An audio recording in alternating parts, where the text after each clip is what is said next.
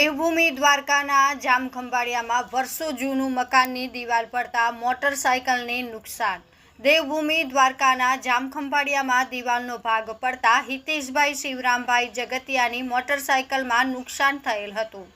અનેકવાર મકાન માલિક નિલેશભાઈ ઉમિયાશંકર યાદીને આજુબાજુમાં રહેતા લોકો દ્વારા રજૂઆત કરી હતી, તોય સમસ્યાનો ઉકેલ ન આવતા લોકોમાં ચિંતા અને આગળ જતા જાનહાનિ થઈ તો આનો જવાબદાર કોણ?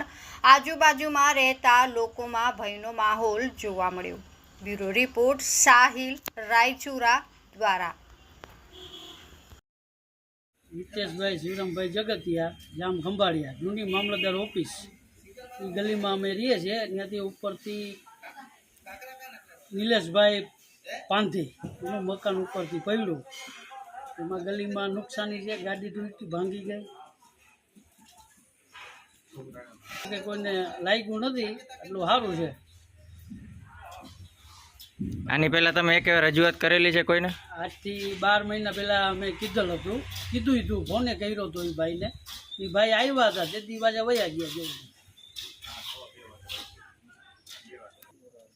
अटाण बपोरना 2 वागे आ बनाव बन्यो।